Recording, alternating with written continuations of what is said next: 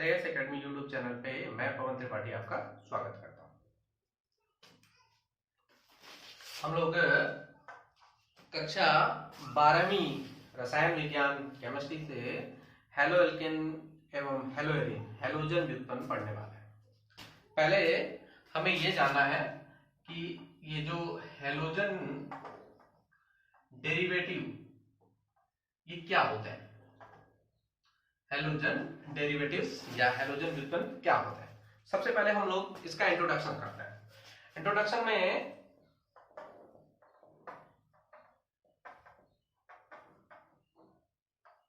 देखिए, जब किसी भी हाइड्रोकार्बन से, चाहे वो एलिफेटिक हो या एरोमेटिक हो, जब एक या एक से अधिक हाइड्रोजन परमाणुओं का प्रतिस्थापन हेलोजन के द्वारा हो जाए तो बनने वाला जो यौगिक होता है उसे कहते हैं हेलोजन व्युत्पन्न। जैसे आप देख रहे हैं, ये एक एल्केन है, RH है, और इससे एक यहां हम देख रहे हैं एक हेलोजन जुड़ा और एक हाइड्रोजन परमाणु क्या हुआ, बाहर निकल गया, तो ये बन गया अपना एल्किल हैलाइड या हेलोजन व्युत्पन्न। ठीक है, इसी प्रकार से आप देख रहे हैं एक एरोमेटिक हाइड्रोकार्बन है। इससे आपने देखा कि यहां एक हेलोजन जुड़ गया और हाइड्रोजन परमाणु बाहर निकल गया और अपना बन गया ये एरोमेटिक हैलाइड या इसको कह सकते हैं एरिल हैलाइड। अब अपन फ्रेंड इसका क्लासिफिकेशन या वर्गीकरण पढ़ने वाले हैं। ये हम देखने वाले हैं कि ये कितने प्रकार के होते हैं। How many types of halogen derivative, halogen व्युत्पन्न कितने प्रकार के होते हैं। तो सबसे पहले जो हम लोग पढ़ने वाले हैं वो पढ़ने on the base of number of halogen परमाणु। हेलोजन परमाणु की संख्या कितनी है उसके आधार पर। तो सबसे पहले अगर मान लीजिए हेलोजन परमाणु की संख्या 1 हो तो उसे कहते हैं मोनो हेलोजन डेरिवेटिव या मोनो हेलोजन व्युत्पन्न। जैसे आप देखिए CH3Cl या CH3CH2Cl, या आप देख सकते हैं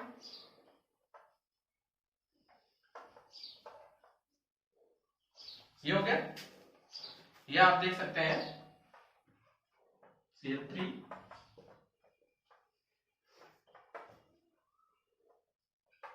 और पुनः जो मोनोहेलोएल्केन है या मोनोहेलोजन व्युत्पन्न है, इनको भी यहां पर आप देख रहे हैं ये प्राइमरी कार्बन से जुड़े हैं तो ये हो गए 1 डिग्री, ये सेकेंडरी कार्बन से जुड़ा हुआ है तो ये हो गया 2 डिग्री, और ये टर्शियरी कार्बन से जुड़ा हुआ है ये हो गया 3 डिग्री। इसके बाद हम लोग दूसरा देखते हैं कि जब हेलोजन परमाणु की संख्या 2 तो उसे कहते हैं die halogen derivative, die halogen व्युत्पन्न। इसमें आप देख सकते हैं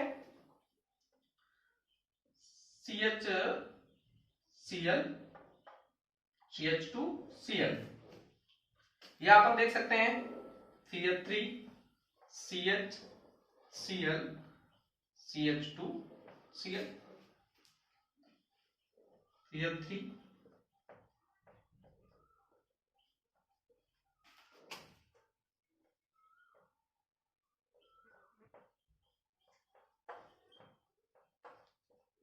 अब यहां पर अगर आप देखें तो हेलोजन परमाणु की स्थिति क्या है।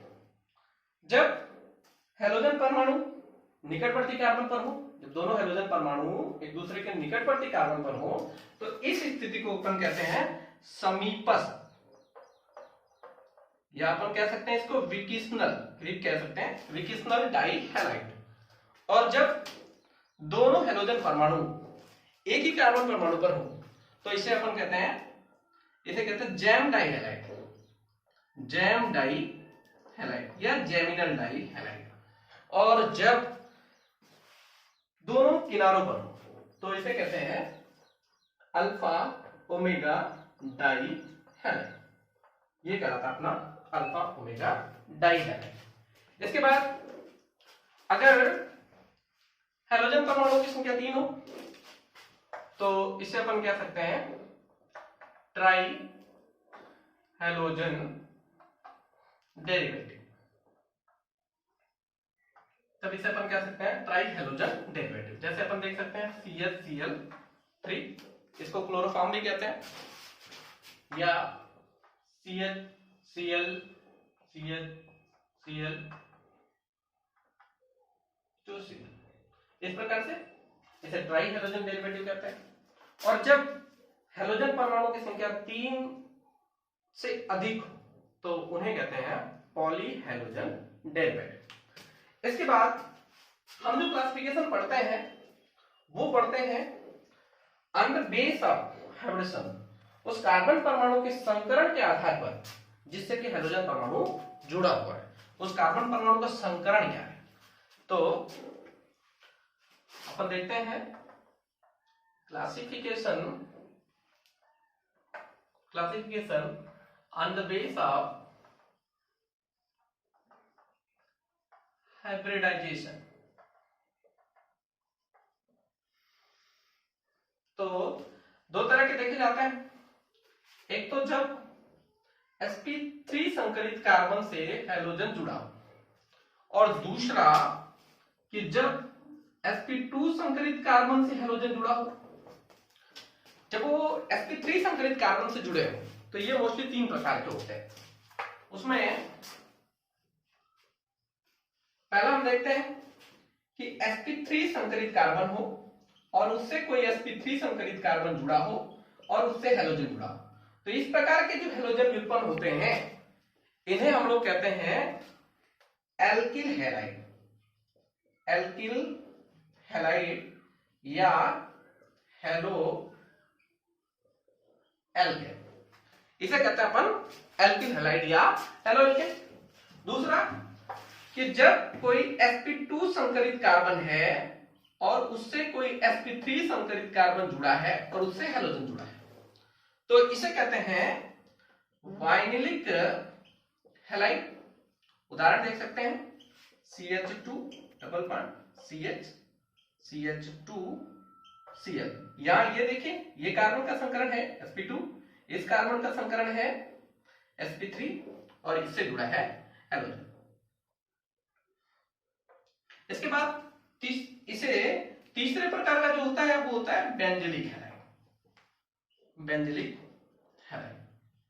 जब कोई बेंजीन वलय है, बेंजीन रिंग है, तो आप जानते हैं बेंजीन रिंग में कार्बन जो होता है वो sp2 संकरित होता है और इससे हैलोजन जुड़ा है, इससे कोई sp3 संकरित कार्बन जुड़ा है और इससे हैलोजन जुड़ा है। जैसे आप देख सकते हैं CH2Cl बेंजील क्लोराइड, ऐसे बेंजील बेंजो। इसके बाद अपन देखते हैं sp2 संकरित कि जब कार्बन जो है sp2 संकरित कार्बन से जुड़ा, जब हैलोजन sp2 संकरित कार्बन से जुड़ा हो तो जैसे आप देख सकते हैं कि हम लोग एक तो देखते हैं वाइनिलिक हैलाइड। वाइनिलिक हैलाइड में क्या होता है sp2 संकरित कार्बन से सीधे ही हैलोजन परमाणु जुड़ा तो उसे कहते हैं वाइनिलिक हैलाइड। और जब किसी एरोमेटिक हाइड्रोकार्बन से सीधा ही हैलोजन परमाणु जुड़ा हो तो उसे कहते हैं एरिल हैलाइड। तो ये हो गया अपना एरिल हैलाइड। अब हम लोगों को जो आगे पढ़ना है वो पढ़ना है nature of CH bond, CH bond की प्रकृति।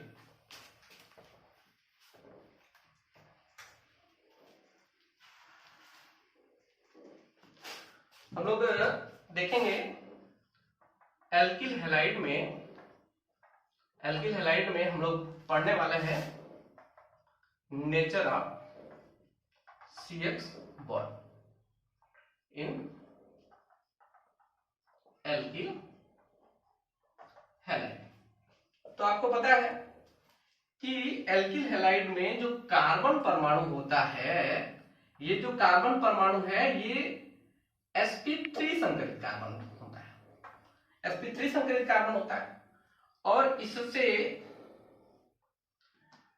हाइड्रोजन परमाणु ये जुड़े होते हैं इस प्रकार से। ये जो आप देख रहे हैं यहां आप इस प्रकार से चाहे तो ऑर्बिटल स्ट्रक्चर बना सकते हैं सी, ये एक sp3 हाइब्रिड ऑर्बिटल, ये दूसरा, ये तीसरा और ये चौथा। यहां ये जो आबंध है ये है sp3s सिग्मा बॉन्ड, ठीक। यहां भी इस प्रकार से, यहां भी इस प्रकार, यहां ये हेलोजन है, मान लीजिए Cl है, तो ये जो आबंधन है ये है sp3c p Cl sigma bond.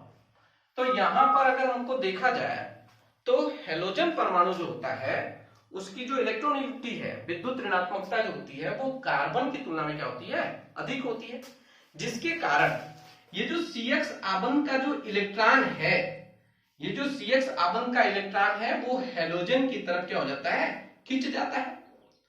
CX आबंध का जो इलेक्ट्रॉन है वो हेलोजन की तरफ खिंच जाता है, जिसके कारण हेलोजन के ऊपर स्लाइडली जो है वो ऋणावेश, आंशिक रूप से ऋणावेश आ जाता है, जबकि इस कार्बन के ऊपर आंशिक रूप से क्या हो जाता है, धनावेश आ जाता है। और इस प्रकार से CX आबंध की जो नेचर है, CX आबंध की जो प्रकृति है वो ध्रुवीय हो जाती है।